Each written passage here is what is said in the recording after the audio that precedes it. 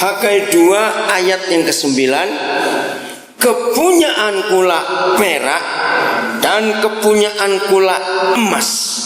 Demikianlah firman Yahweh semesta alam. Saya percaya di Alkitab saudara pasti ada coretannya ayat ini. Kenapa? Karena ini iman kita yang luar biasa. Emas dan perak yang ada di dunia ini ternyata kepunyaan Papa kita semua. Bisa berkata amin untuk itu saudara? Nah, hal yang luar biasa kalau kita melihat firman ini. Sebetulnya tidak perlu ada di antara kita itu yang kekurangan dalam hidup ini. Kalau kita jadi anak yang benar di hadapan Dia. Betul tidak saudara? Kalau kita jadi anak yang benar, maka apa saja yang Papa kita punya itu pasti akan milik anak juga. Tapi ada satu kasus, ada satu kejadian yang semua orang di dunia akan setuju dan tahu. Siapa yang gak kenal mertua Sitorus di Medan ini? 2 hari lalu dia masuk orangnya ke 10 atau 11 10 terkaya di Indonesia. Misalnya anak mereka memang masih kecil. Saya beberapa kali diundang ke Wilmar untuk melayani firman di situ. Sekaya-kayanya seorang namanya mertua Sitorus, kalau anak mereka masih umur 6 tahun dan 4 tahun misalnya ini, mungkinkah mereka berdua boleh minta apa saja dari milik ayahnya, walaupun itu anak kandung? Apa jawab saudara? Tidak. Nah, ini hal yang pertama menyebabkan Tuhan kita tidak bisa memberi apa yang Dia punya kalau kita masih anak-anak. Saya tadi senang membaca renungan di warta saudara. Nah, saya cuma tanya ini jujur, siapa yang terima nggak dibaca cuma buat kipas-kipas? Saya cuma tanya, jangan marah. Banyak orang masuk ke gereja, terima warta gereja, nggak dibaca. Dan ini saya pernah buat survei, ya. Hal yang paling banyak dibaca dalam warta oleh jemaat adalah laporan keuangan. Itu yang nomor 1 dibaca. Itu survei saya di beberapa gereja. Siaran, kenapa mereka mesti baca laporan keuangan? Nah, dari survei itu saya pun menemukan 3 alasan utama. Nomor 1, namaku ditulis nggak? Ngerti maksudnya? Namaku ditulis nggak di situ? Begitu ada, belum selesai. Betul nggak jumlahnya? Nah, mulai. Nomor 2, ya oke lah, cukup itu saja. Nggak usah ngomong yang lain, nggak enak saya nanti jadinya. Mengapa? Apa itu laporan keuangan dibaca dulu? Apalagi yang Tionghoa. Wah, itu nomor 1 itu. Saudara, baca renungannya, itu yang penting. Nomor 2 yang dibaca adalah pengumuman. Itu ranking kedua. Nah, saudara, saya dapat berkat di renungan yang hari ini saya tulis soal kepercayaan. Nah, kalau ada di antara kita, Papa kita belum bisa mempercayai kita, jangan salahkan orang lain. Di alinea keberapa? Di alinea keberapa ada penebalan tulisan. Kalau kita nggak bisa dipercayai, jangan salahkan orang lain. Coba saudara cari yang bagian penebalannya agak di bawah. Dikatakan begini bahwa kalau kita tidak bisa dipercayai, jangan salahkan orang lain. Ada nggak kata itu? Nah, itu yang paling kena buat saya. Sama, sekalipun Papa kita punya kekayaan yang besar, bayangkan emas dan perak itu Dia yang punya seluruh dunia. Jadi kalau kita belum bisa dapat 0,0000 sekian persennya, jangan salahkan orang lain. Kita tanya diri kita sendiri. Alasan kedua, kenapa Dia tidak bisa mempercayakan itu semua kepada kita, walaupun kita sudah dewasa? Tadi kan masih anak-anak, sekarang kalau sudah dewasa, saya percaya masing-masing kita akan punya jawaban sendiri-sendiri. Walaupun kita semua tidak sekaya mertua Sitorus misalnya, Tapi kita tahu, walaupun ada di antara saudara yang anaknya belum besar, masih kecil-kecil, kalau kita orang tua kaya, lalu anak kita sudah besar, tetapi kita belum bisa mempercayakan kekayaan itu kepada mereka, kira-kira kenapa? Kalau tadi kan masih kecil, belum bisa, ini sudah besar. Ayo, siapa bisa jawab? 1-2 orang saja. Kenapa? Walaupun kita kaya, tapi kita belum bisa mempercayakan kekayaan itu kepada anak kita, belum bisa menyerahkan mandat atau hak atau warisan kepada anak itu walaupun mereka sudah besar. Kira-kira kenapa? 1. Sembrono, itu bahasa Jawa itu, Pak, kasihan orang Batak ini. Pak Gunadi, kenapa Pak Gembala tidak jawab? Belum dewasa, walaupun sudah berjenggot. Ngerti istilah itu? Jenggot tidak menentukan dia dewasa atau tidak. Uban juga tidak menentukan dia sudah dewasa atau tidak. Belum dewasa, mereka sembrono, belum bisa dipercaya. Ada lagi seorang. Kenapa kira-kira? Anaknya sudah besar, tapi orang tua belum bisa mempercayakan. Seorang lagi. Tadi barisan depan, seorang agak tengah atau di belakang. Apa? Belum mampu. Nah, saudara, kalau saya berkhotbah, saya tuh ngajar, dan saya ingin ada interaksi di antara saudara. Saya nggak ingin kalau saya khotbah cuma saya ngisi botol kosong. Begitu aja nggak mau reaksi apa-apa, awas ya, jangan tersinggung saya ngomong ini. Karena saya nggak khotbah pada botol-botol hari ini. Saya khotbah pada orang hidup. Kalau orang hidup itu bereaksi, jangan diam aja terus begitu. Oke, seriusnya. Oke, lanjutkan. Sembrono, belum dewasa, belum mampu. Kata yang tepat adalah tidak bisa dipercaya walaupun anak kandung. Ada tidak anak seperti itu belum bisa dipercaya? Nah, kita masuk poin yang mana? Walaupun papa kita punya kekayaan sehebat itu, segala emas dan segala perak itu kepunyaanku. Saya nggak bicara soal duitnya. Nah, dari semua kesimpulan ini, dari semua hal ini, saya simpulkan cuma satu saja. Papa di surga tidak bisa memberikan semua yang dia punya kepada orang pelit. Katakan amin sama-sama. Bahasa Hokianya pelit itu apa? Kyo? Begitulah pokoknya. Pelit. Kenapa papa kita nggak pernah mempercayakan kekayaan pada orang pelit? Siap. Ya begitu sudah ya. Kenapa? Karena apa yang dia beri, ingat kepada Abraham, sebelum jadi Abraham, belum apa-apa. Abraham baru dipanggil. Kalau kita belajar soal Abraham, kita itu akan kagum betul-betul. Ya, kenapa kagum? Ada banyak hal. Salah satunya, waktu Abraham dipanggil, Tuhan kan ngomong, Yahweh ngomong pada Abraham, dia sudah percaya betul kepada yang manggil itu.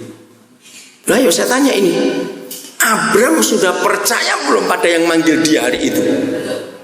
Nah, itu yang heran. Nah, saya beri contoh begini ya. Sekristen-kristennya kita, tahu kata itu ya? Sekristen-kristennya kita, artinya sudah lama kita jadi Kristen.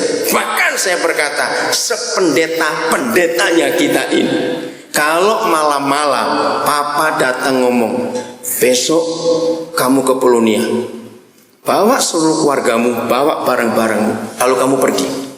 Tapi nggak kasih tahu mau ke Pineng, mau ke Jakarta, atau mau ke Batam, atau mau ke Singapura. Enggak, pokoknya pergi besok. Ayo jujur, sekristen-kristennya kita. Loh, saya tanya ini, pergi tidak? Ayo coba jawab. Nah, ini kan luar biasa Abraham itu. Dia nggak kenal siapa yang manggil. Sebab Alkitab mengatakan pada hari itu dia masih sebagai penyembah berhala. Kok bisa dia pergi? Walaupun nggak punya anak, tetap kalau pergi suami istri suruh bawa semua kekayaannya. Saudara, kunci kekristenan kita itu di kisah itu. Seberapa kita mau taat kepada papa kalau dia bicara kepada kita. Betul tidak? Saya ulangi lagi, kunci pada kekristenan kita porosnya, asnya, intinya, pusatnya betul-betul. Esensi kekristenan itu bukan kepada aktivitas kegerejaan kita. Katakan amin. Bukan kepada kesibukan kita melayani di gereja. Tidak. Pusatnya, intinya, asnya justru pada ketaatan ini. Kagum saudara Abraham. Nah terus belum apa-apa. Dia belum apa-apa. Baru mendengar. Ingat Kejadian 12 firman-nya apa? Dan aku akan. Ayo terus. Dan aku akan apa? Kalau belum tahu baca Alkitabnya. Saya sudah tunjuk Kejadian 12 tadi itu. Ayo buka cepat. 12 ayat 1 dan 2. Awas kalau saudara ke gereja nggak pernah bawa Alkitab, berdosa besar itu. Kau pernikahan aja bawa kado, masa ke gereja nggak bawa Alkitab? Mau marah-marah lah. Tolong yang nggak bawa Alkitab cari saudaranya yang ada. Nah itu, maka itu saya tuh kurang begitu suka di gereja ada PowerPoint pakai Alkitab. Itu buat orang malas bawa.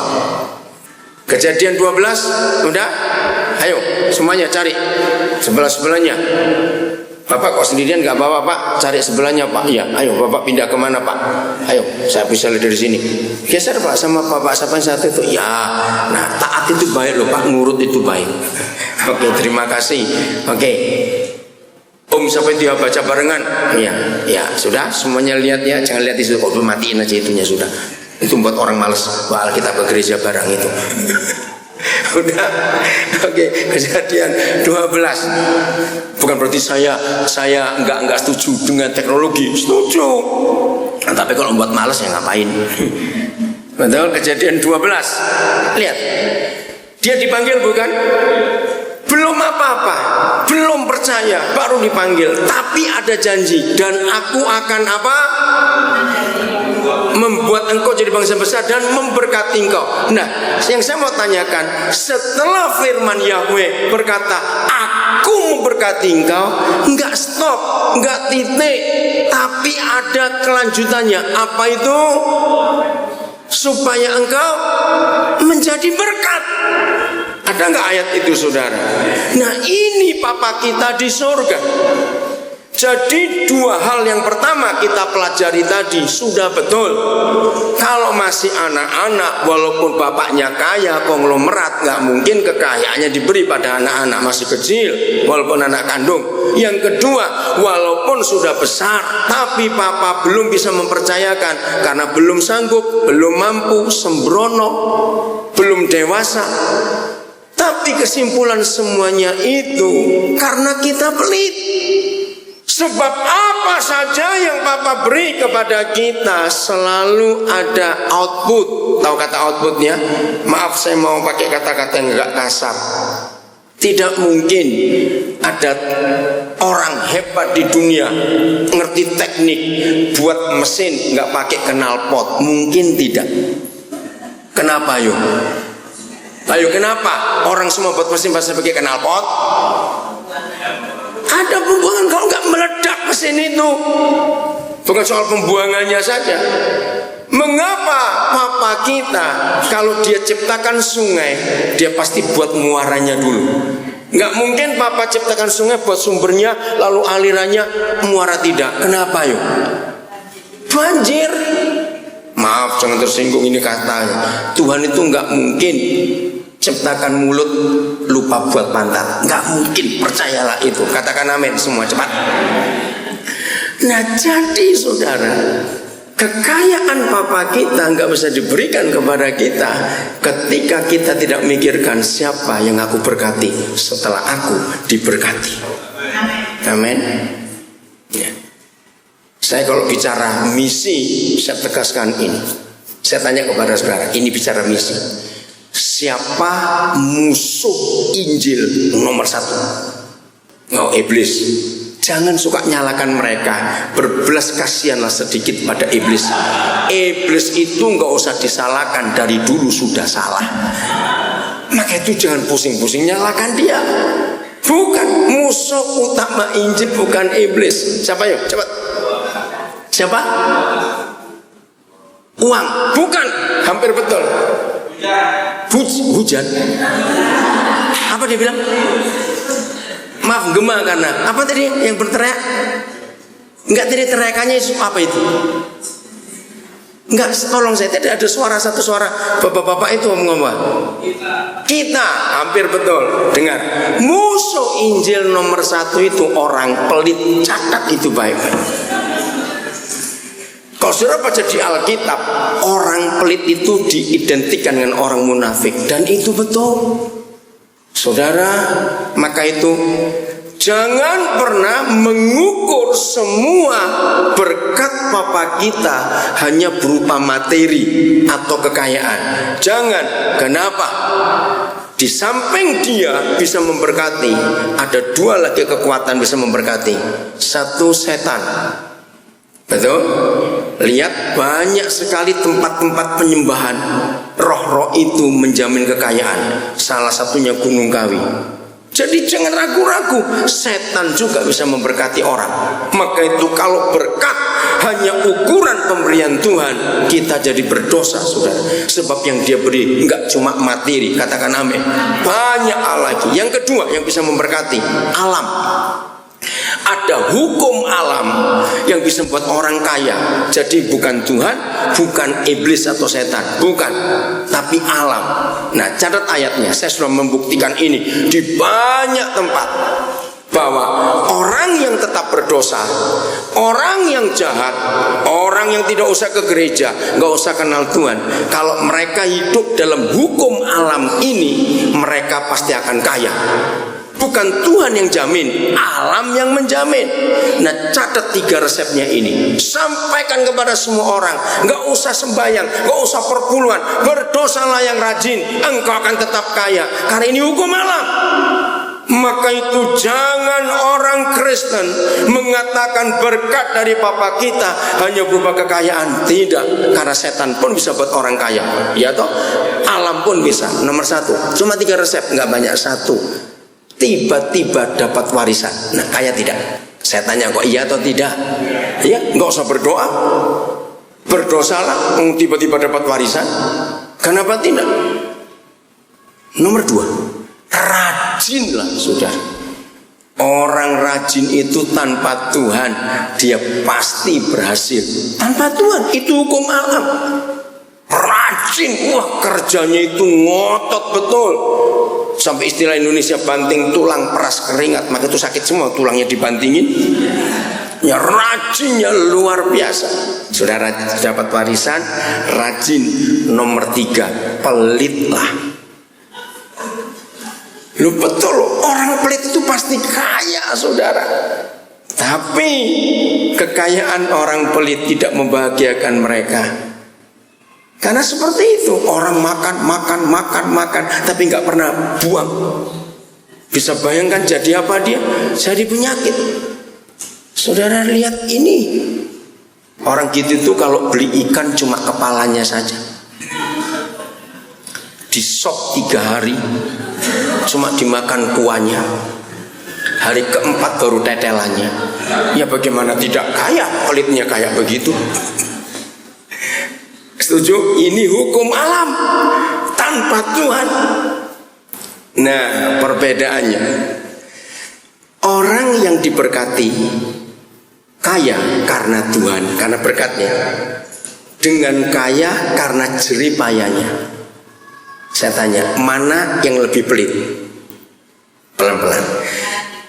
Orang yang diberkati Tuhan, ya bukan karena jerih payahnya, betul berkat.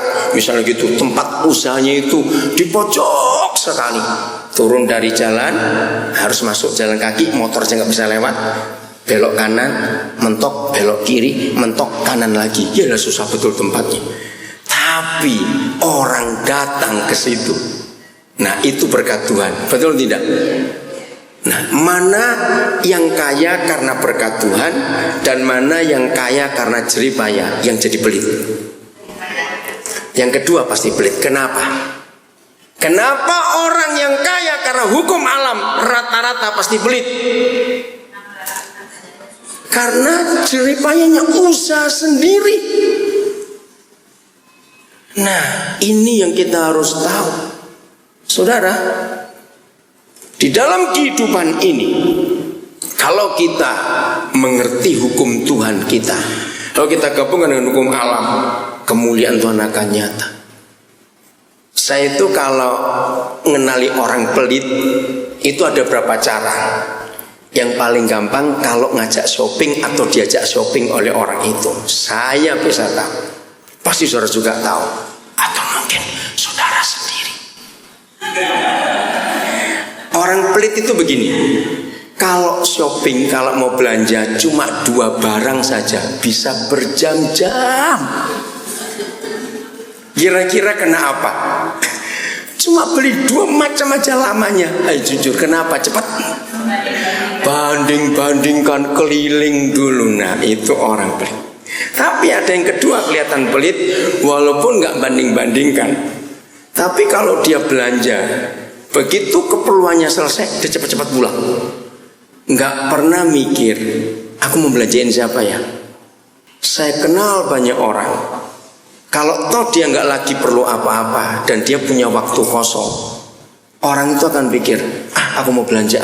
Bukan untuk dia, dia akan mikir siapa ya yang aku harus berkati, siapa ini. Ayo saudara, kira-kira saudara masuk kelompok yang mana?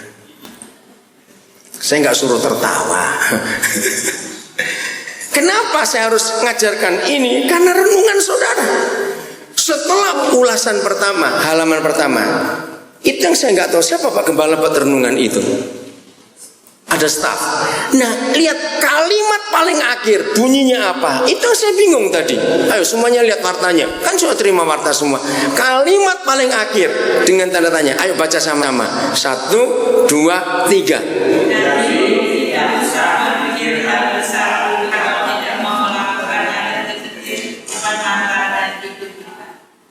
Yang ada memberi itu yang berapa? Saya ini lupa. Kalimat.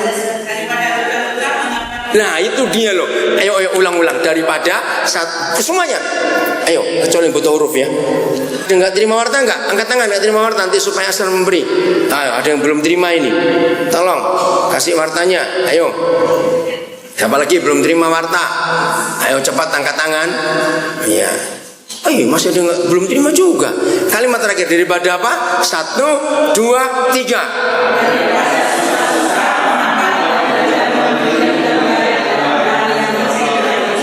Nah, itu yang saya mikir, apa hubungannya semua pelajaran kok diakhiri kata-kata itu?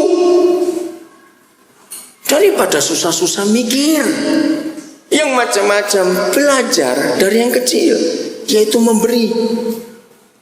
Saudara, hukum alam ini adalah hukum menerima dan memberi. Apa saja. Maka itu alam ini gak pernah kepenuhan. Ngerti gak kata itu? Karena ada outputnya, kita gak tahu kemana. Orang begitu banyak hidup di dunia, 7 miliar. Nanti bulan Januari 2011 penduduk dunia sudah sampai angka 7 miliar, jadi 7.000 juta. Wah, banyak sekali. Tiap hari makan, tiap hari kencing, tiap hari berak, tiap hari semuanya. Itu kemana itu? Dunia tetap seperti ini. Bisa ngerti nggak kata-kata ini saudara? Karena alam itu bisa punya output yang luar biasa. Kalau tidak meledak bumi ini saudara, dan semua yang kita buat itu hebat sekali. Satu kali dengan anak kecil-kecil, saya ngajak mereka diskusi. Maka itu kalau ketemu anak-anak kecil itu senang. Itu guru-guru saya itu anak-anak kecil. Karena Yesus bilang belajar dari anak-anak. Saya belajar hanya dari mereka. Suatu hari itu kami terlibat diskusi. Ini masih anak-anak SD. Diskusinya sederhana. Menurut kalian semua, dunia ini tambah berat atau tidak? Saya kaget saudara. Justru anak-anak bisa jawab tidak. Dari dulu sama semua. Lu kok bisa sama? Gedung-gedung bertambah, orang bertambah, mobil bertambah, semuanya bertambah. Saudara tahu jawaban mereka? Karena itu semua dari bumi ini. Kok nggak berkata amin? Amin. Betul nggak? Bangunan tambah, semennya, batunya kan dari bumi juga. Mobil-mobil tambah banyak, kan harusnya tambah berat, besi, baja, aluminium. Enggak, semua dari bumi. Cuma diolah saja. Saya kagum sekali. Suatu kali waktu saya bertemu mereka itu berkumpul dengan anak-anak. Sebentar, tadi ini saudara yang bagian operator kok masuk ke sana, itu ruangan apa? Kok nggak keluar-keluar dia? Ruangan apa di situ? Sekretariat, saudara, kenapa di dalam sekretariat? Ayo keluar, dengar firman. Kemana dia? Saya paling tidak suka kalau ada orang dengar firman putus-putus. Sibuk apa dia? Terima kasih, bisa dengar nggak di situ? Ayo keluar dulu. Harus dengar firman, jangan putus-putus. Nah ini konsep yang salah. Melayani tanpa firman, kita mau jadi apa, saudara? Betul? Tolong, ya, saudara. Kalau bisa dengar sana yang tidak apa-apa. Baik, terima kasih. Melayani tanpa firman untuk apa? Karena firman itu segala-galanya buat kita. Saya lanjutkan.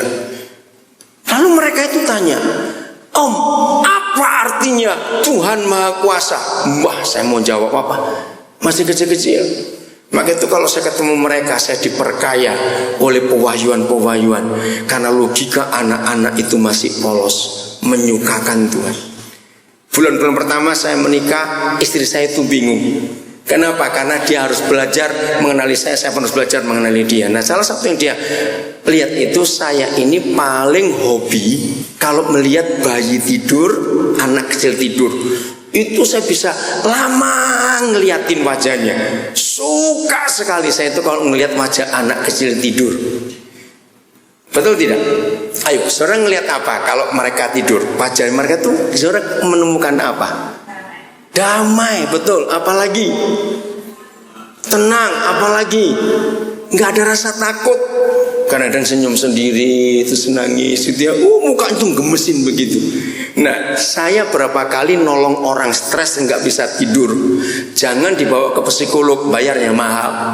Carikan bayi tidur, ajak dia lihat. Ini loh, nggak punya ATM bisa tidur enak. ATM banyak, kamu nggak tidur. Katakan amin cepat. Ya toh, bayi itu tidurnya itu enak sekali, saudara. Luar biasa. Tenang betul. Nah, di antara wajah anak-anak, ya, yang punya anak pasti tahu. Di antara wajah anak-anak yang saya paling suka, waktu anak kecil bohong. Coba renungkan. Yang anak sudah gede-gede, kembali lagi waktu mereka masih kecil. Wajah anak kecil kalau bohong itu gemes saya melihatnya. Bukan gemes marah. Kenapa yuk? Siapa ingat? Kenapa wajah anak kecil kalau bohong itu menyenangkan dilihat? Kalau wajah kita bohong, lain lagi kalau wajah orang dewasa bohong. Siapa bisa jawab? Kenapa wajah anak kecil kalau bohong itu gemes sekali? Kayak nggak pernah punya anak aja ini. Kenapa ya jawab? Mengapa wajah anak kecil kalau bohong itu? Ayo cepat jawab, saya ingin tahu. Atau saya terlalu jauh kali ini dengan saudara? Ya udah saya pindah ke sini. Kenapa wajah anak kecil saya suka kalau mereka lagi bohong? Iya, betul, merasa bersalah. Wajahnya itu menunjukkan apa? Polos, oke. Mungkin sudah lupa semua pada anak kecil, maka itu sering-sering kumpul anak kecil supaya nggak lupa. Serius saya berkata ini, saudara, wajah anak kecil kalau bohong itu nggak bisa bohong. Lu betul nggak? Mulutnya bohong, tapi wajahnya itu enggak. Nah kan gemes bukan? Kau punya anak kau? Punya anak? Berapa anaknya? Satu saja. Umur berapa sekarang? 11. Betul waktu dia masih kecil begitu ya? Nah, lihat itu. Anak kecil itu saudara kalau bohong wajahnya itu gemesin. Dia wajahnya jujur. Ngerti nggak maksud saya itu? Nah, akhirnya mau tidak mau kita nggak akan bisa marah pada anak itu karena wajahnya jadi lucu. Betul? Nah, ini cuma iseng tanya balik. Suatu kali Roh Kudus tanya saya begini, apa bedanya kalau kita melihat wajah anak kecil sedang tidur dan wajah orang dewasa tidur? Bedanya apa? Ayo. Loh saya tanya ini serius. Ayo bedanya apa wajah anak kecil sedang tidur dan wajah orang dewasa tidur? Kalau bisa jawab saya kasih hadiah, tapi beli sendiri. Apa bedanya? Ayo. Bagaimana kalau wajah anak kecil tidur dan wajah orang dewasa tidur? Apa? Damai anak kecil. Betul, jawabannya gini. Maka itu saudara, bergaulah dengan Roh Kudus. Dia akan mengajarkan kita hal-hal yang kita nggak pernah mikir, tapi dia sempat mikir kayak begini nih. Siapa pernah mikir ngurusin wajah anak kecil segala? Jawabannya begini, Roh Kudus bilang, wajah anak kecil tidur dengan wajah orang dewasa tidur. Di wajah anak kecil nggak ada gambar duit, di wajah kita duit semuanya. Dah, itu saja. Loh, serius itu nggak percaya? Saya juga tertawa waktu Roh Kudus ngajarkan itu. Gambar duit di wajah kita itu membuat kita sulit tidur. Katakan amin, gak usah ragu-ragu. Karena kita sudah dewasa, pikirannya duit terus saja. Nah, kita belajar di sini soal uang, saudara. Jangan pernah takut untuk memberi. Amin. Karena Papa selalu punya keseimbangan.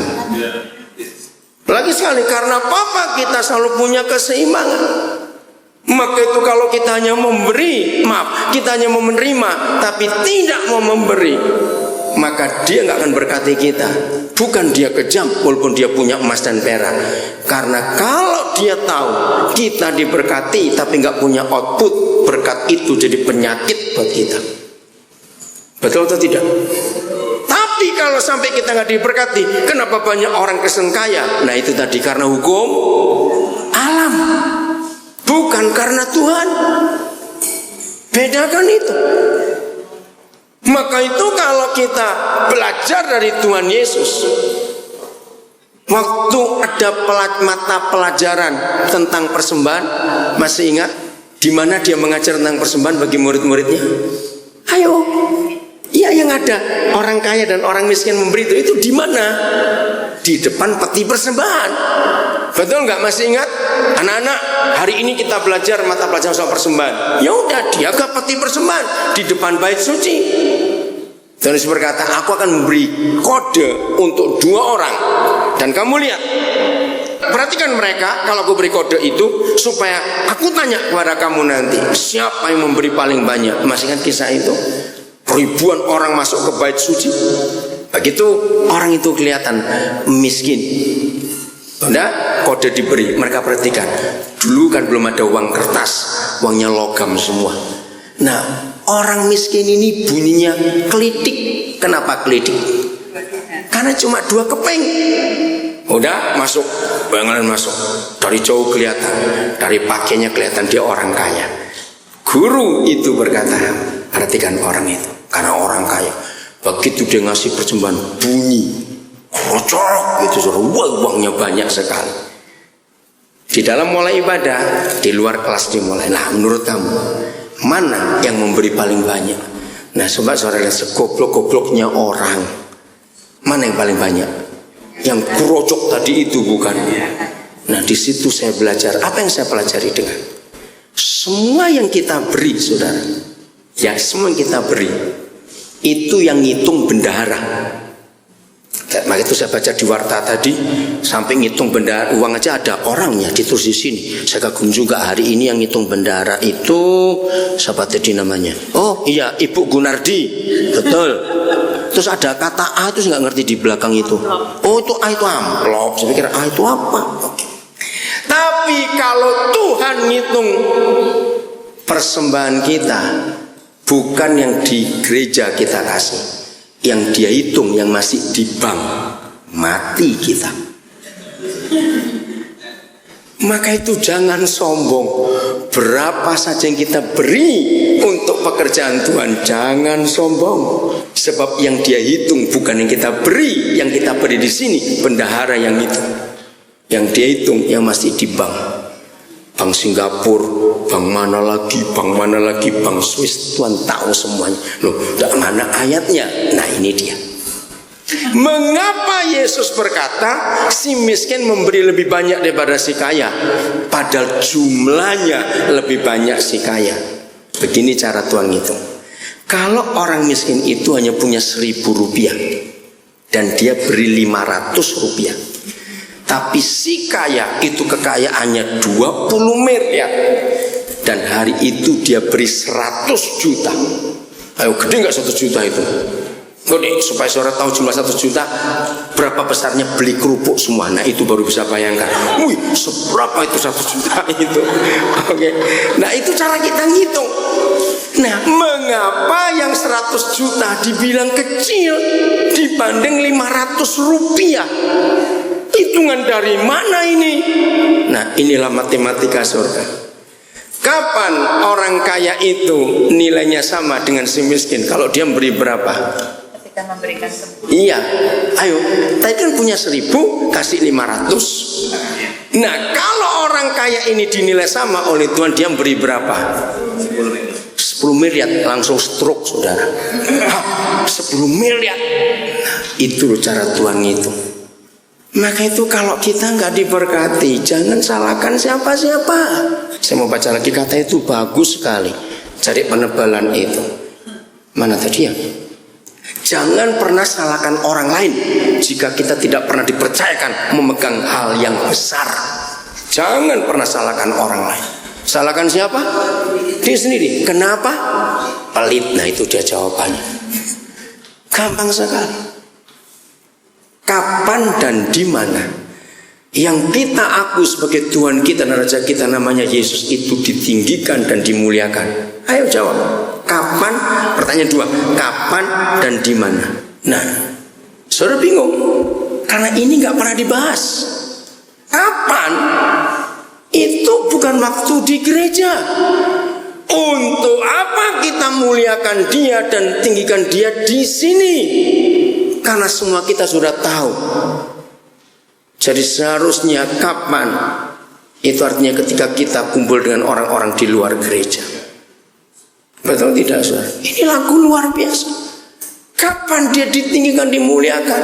Kalau kita hanya berani di gereja, di sekolah, di kampus, di kantor, di pekerjaan, di antara teman-teman kita tidak berani menyatakan itu. Apa hubungannya? Nah, inilah karena kita pelit. Kita hanya mau semuanya untuk Dia kalau kita di gereja. Terus aku yang berikut tadi saya lupa, yang ada kata kau hebat itu. Mulai hari ini saudara, setiap kali ada pujian tentang kehebatan Tuhan kita, kemahakuasaan Dia, tentang mujizat, tentang apa, tiap kali saudara nyanyi itu, tambahkan satu kalimat dalam hati. Engkau hebat Tuhan, Engkau berkuasa, Engkau dahsyat. Tambahkan satu kalimat, bagaimana dengan orang lain? Ngerti gak maksud itu? Apa yang muncul di benak kita setiap kali kita mengagumi, memuja kedahsyatan Yesus Tuhan kita, lalu kita tambahkan dalam hati, bagaimana dengan orang lain? Itu artinya apa? Lah ya saya tanya, artinya apa? Kalau kita tiap kali ada puji-pujian seperti itu, lalu kita tambahkan dalam hati sendiri, bagaimana dengan orang lain? Itu artinya apa? Ada satu kata simpel sekali. Nah, ini menunjukkan bahwa kita ini pelit. Artinya begini, berbagilah. Berbagi apa yuk? Loh, saya tanya ini loh. Kalau enggak ya saya pulang sekarang sudah. Saya kan ngajak saudara berpikir, jangan pelit. Itu enggak cuma uang kita, waktu kita juga, termasuk iman kita bagi kepada orang lain. Amin. Nah, kalau kita mengakui Dia dahsyat, mujizat, betul. Lagu-lagunya Jonathan Prawira itu luar biasa. Saya pernah ketemu dia, saya tanya. Saya bilang, Kodin kagum lihat kamu, kok bisa kamu keluar kata-kata seperti itu. Tapi lagi sekali, kalau semua yang bagus hanya stop, berhenti sampai aku dan keluargaku saja, betapa pelitnya kita ini. Mulai hari ini setiap ada suara memuji Tuhan, menyanyikan tentang kehebatan Dia, tambahkan kalimat bagaimana dengan orang lain. Kalau itu ada saudara, maka kita ingin selalu berbagi. Untuk apa kalau Yesus yang dahsyat buat kita sendiri, bertahun-tahun hanya untuk kita? Sejak kapan kita jadi Kristen? Tapi kita nggak pernah mikir bagaimana dengan orang lain. Kemarin di pesawat saya dapat roti, tapi saya itu kenyang, saya nggak mau makan. Nah, biasanya saya selalu bawa, nanti saya kasih orang. Nah, kemarin karena kami bertiga sehingga gak perlu porter, saya lupa. Tadi malam karena mobilnya beda, sehingga roti itu, tapi bukan roti yang ada makanan basah ya, ini roti biasa begitu. Tadi pagi saya baru lihat, kok masih ada barang ini. Biasanya di tempat kami nginap daerah Tasbih itu ada tukang yang suka bersih-bersih rumput. Saya pagi-pagi lihat kok nggak ada. Nah, saya bawa ke sini. Saya tanya, ada tukang parkir atau tidak? Belajar untuk membagi, saudara. Amin. Saya beri contoh kecil. Waktu saya belajar doa Bapa Kami, Roh Kudus menunjukkan yang sangat indah. Ternyata doa Bapa Kami itu pada bagian berikanlah, lanjutkan, kepada kami pada hari ini apa? Makanan kami yang, nah, kata itu yang kaku. Berikan kepada kami pada hari ini makanan kami yang secukupnya. Ternyata saudara, Papa di surga tidak pernah jawab doa itu. Loh, masih kaget bukan? Saya juga kaget waktu dia ngomong gitu. Aku nggak pernah jawab doa itu, Daniel. Walaupun tiap hari kamu minta, berikanlah kepada kami makanan kami secukupnya. Kenapa dia nggak beri? Saya kaget karena aku nggak pernah memberi kamu secukupnya, pasti lebih. Kalau tidak lebih, masa gemuk-gemuk gini? Maaf yang gemuk jangan tersinggung, saya cuma ngomong apa adanya. Lo betul nggak? Ayo, kenapa jadi gini? Kan karena lebih, bukan? Nah, itu kan aneh. Nah, ini logika anak-anak. Jangan belajar Alkitab pakai logika teolog bulet, orang Jawa bilang artinya. Kita jadi bingung melihat artinya. Pakailah logika anak-anak, maka kita ngerti firman itu. Bagi seorang pertama kali dengar saya ngajar, ini caranya. Saya tidak pernah pakai logika teolog dalam mengerti firman. Pakai logika anak-anak itu gampang dimengerti. Mengapa kita minta secukupnya, dia beri lebih? Itu saya menangis. Papa bilang begini, karena banyak orang di sekitarmu gak punya bapak seperti aku. Nangis gak? Saya nangis. Loh, kenapa? Kalau mereka gak punya papa seperti aku, berarti mereka tidak bisa minta apa-apa. Amin. Nah, kalau kita yang punya papa yang baik, kita minta cukup diberi lebih. Maksudnya, ayo teruskan. Pura-pura lupa, awas. Ayo teruskan. Maksudnya apa? Kita minta cukup diberi lebih itu maksudnya apa? Supaya, nah, berbagi lagi. Maka itu kalau ada orang Kristen suka nyimpen masakan hari ini buat besok dan lusa, itu dosanya 4 lipat. Serius itu, dosanya 4 lipat. Awas, saya ini kalau nginep di rumah orang, saya buka kulkasnya dulu. Isinya apa ini kulkas? Mau tahu dosa 4 lipat? Ya supaya kita gak masuk neraka. Nomor 1, hari itu ada orang lapar, tetap lapar. Karena jatah yang lebih itu bukan untuk kita, untuk orang itu. Karena kita simpan buat besok. Betul tidak? Harusnya jangan simpan makanan yang kemarin. Begitu hari ini kita punya lebih, langsung bagi. Saya di rumah punya kebiasaan itu sampai hari ini. Berbagikan. Jadi kulkas itu isinya hanya untuk air es dan buah, bukan untuk makanan kemarin. Suatu kali saya nginep di rumah orang, saya mau cari es batu, ambil aja di freezernya. Saya buka, penuh betul. Di mana esnya? Saya tarik, kelotak, jatuh satu barang. Keras betul. Ternyata daging. Saya lihat expirednya sudah kadaluarsa 3 tahun. Saya marah pada orangnya. Ini kamu apain ini ya? Jahat sekali, pelitnya luar biasa. Begitu, awas yang suka nyimpen begitu bertobat hari ini. Saudara, dosa pertama begitu, ingat. Dosa kedua, hari itu harusnya ada penjual-penjual sayur dan makanan di pasar. Harusnya dapat duit, tapi nggak dapat duit karena ada orang Kristen pelit. Betul nggak? Harusnya saudara belanja hari ini, mereka dapat duit, tapi karena saudara pelit mereka nggak dapat duit karena masih makan kemarin. 2 kali dosa sudah. Dosa 3 kali. Serius itu saudara. Semua masakan yang dipanasi lagi itu lebih asin karena airnya nguap. Juga pemborosan bahan bakarnya. Masak baru dengan manasi itu hampir nggak beda. Ayo ibu belajar ya atau tidak? Nah, apa dosanya? Makanan lebih asin membuat kita sakit. Nah, itu dosa, merusak tubuh. Tidak merokok tapi suka makan makanan kemarin, berdosa itu. Merusak tubuh. Sudah 3 kali dosanya. Mau yang keempat terus? Ya udah. Yang keempat, kita melanggar firman itu. Beri beri secukupnya. Sebab apa? Kata penting. Pada hari ini. Ngapain mikir besok? Besok kan juga hari ini. Loh, betul nggak? Kalau kita tiba di besok bunyinya masuk hari kemarin. Loh, ya sudah, hari ini juga. Jadi doa itu berlaku tiap hari. Ayo pulang, ini bongkar makanan kemarin, awas di kulkasmu ya. Selalu ingat orang lain, katakan amin saudara. Lagu yang terakhir sebelum kita mendengar firman, coba refrennya aja. Munculkan kata apa di hati kita? Loh, tadi itu loh baru belum 10 menit sudah lupa lagi. Munculkan kata apa? Bagaimana dengan orang lain? Kalau kita coba kata-kata saya ini kalau suruh ngomong lupa, kalau nyanyi bisa. Nah, ini. Penyertaanmu sempurna, iya atau tidak? Luar biasa. Kalau tidak, kita nggak ada sampai hari ini. Betul?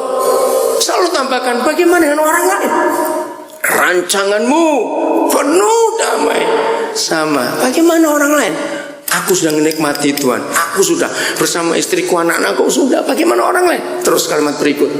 Aman dan sejahtera. Wah, ini kata-kata bagus. Aman dan sejahtera walau di tengah badai. Wah, sudah lebih kayak di ayun-ayun lagi.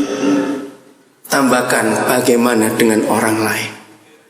Terus ingin usul bersama. Betul. Kita nggak mau pisah dari Tuhan kita. Betul nggak? Selalu menikmati keindahan, merasakan keindahan kau bersama Dia. Arti kehadiranmu kita sudah merasakan.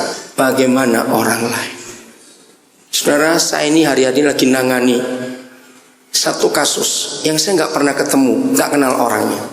Jadi begini, ada anak saya lagi isi bensin di Makassar, pompa bensin. Karena anak-anak saya suruh ajar hidup berbagi. Tiba-tiba pelayannya itu mukanya muram sekali sampai anak saya itu nggak tahan lihat. Terus dia ngomong, kebetulan sepi pompa bensin.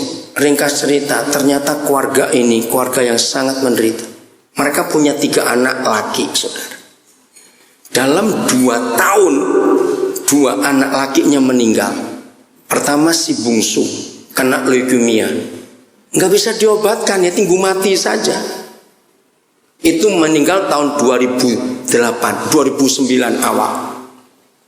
2009 September anak sulungnya meninggal karena HIV/AIDS, karena narkoba. Nah, waktu anak saya ketemu, anak kedua mereka yang tinggal satu-satu itu juga sedang parah karena narkoba. Saudara bisa bayangkan. Nah, lalu anak saya telepon saya. Dia cuma bisa bantu mendoakan. Akhirnya saya telepon keluarga itu. Sampai hari ini saya belum pernah ketemu. Begitu saya telepon, saya bilang langsung ke dokter. Kami nggak punya uang, saya akan bayar dokter, cari dokter. Akhirnya ketemu dokter namanya Jaya Kusli. Saya telepon dokter itu, dok, tolong urus. Dokter bilang, wah, ini sudah terlambat ini pak. Tapi saya tanya langsung, sudah HIV atau belum? Aduh, saya nggak bisa memutuskan. Tapi menurut mata saya ini belum. Kenapa dokter nggak suruh periksa darah sekali? Saudara, dokternya bijaksana, pak, jangan periksa dulu. Lebih baik kita obati dulu. Kenapa dong? Kalau sampai hasil periksa dan ternyata positif, Bapak bisa bayangkan bagaimana hati orang tuanya. Wih, betul juga kalau gitu. Tapi terus saya tanya, dok, apa nular? Enggak, kalau itu enggak akan nular. Saudara, terus saya telepon, hampir tiap hari saya telepon. Keluarga ini sangat-sangat diberkati. Ingat, mereka belum Kristen. Saya cuma mau berbagi. Hari Kamis yang lalu, ibunya miss call. Mereka nggak bisa telepon, pasti miss call. Saya sering berikan pulsa. Saya bilang, ini pulsa. Kalau apa-apa perlu telepon. Untuk telepon dokter juga. Dok bilang, pak, anak ini kesakitan. Coba saya ngomong lewat telepon. Saya panggil namanya Galan. Galan, saya cuma janji ya. Pokoknya kalau kamu sudah sembuh, saya akan ajak kamu jalan keliling. Saya yakin dia akan percaya Tuhan Yesus satu hari nanti. Udah. Cepat buka ke dokter. Maaf, dia sudah 3 hari diare. Langsung ke dokter, saya telepon dokternya. Dokter Jaya, bagaimana? Pak, ini memang efek. Gini Pak ya kesimpulan, kalau orang kena narkoba itu sudah korslet semua kabel-kabel itu. Tergantung mana yang lemah. Terus gimana dok? Nah kalau bagian harus diinfus. karena sudah cairannya habis. Tolong bicara sama dia. Aku nggak punya uang. Saya bilang, dok, buatkan surat. Saya telepon anak saya itu. Saya bilang, papa nggak bisa, saya masih di Kaimana hari itu. Cepat kamu datangi, bawa pakai mobilmu, antar ke rumah sakit. Berapa biaya rumah sakit? Saudara, saya punya cerita cukup banyak hal seperti itu. Saya nggak perlu kenal orangnya dulu. Begitu tahu ada orang susah, jangan tanya siapa dulu orang. Katakan amin. Cepat berbagi.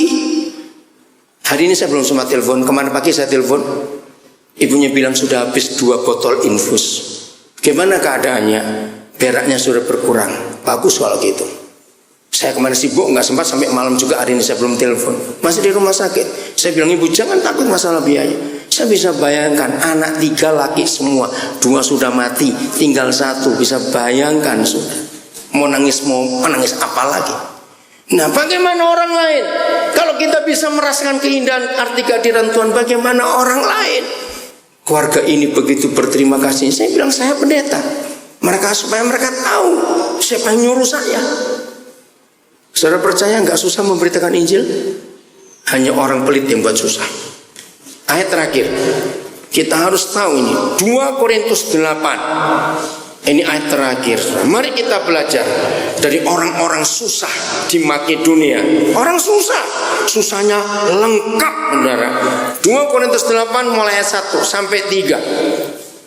Maka itu saudara, kata pelayanan bukan di dalam gereja, tapi di luar gereja. Itu yang disebut pelayanan.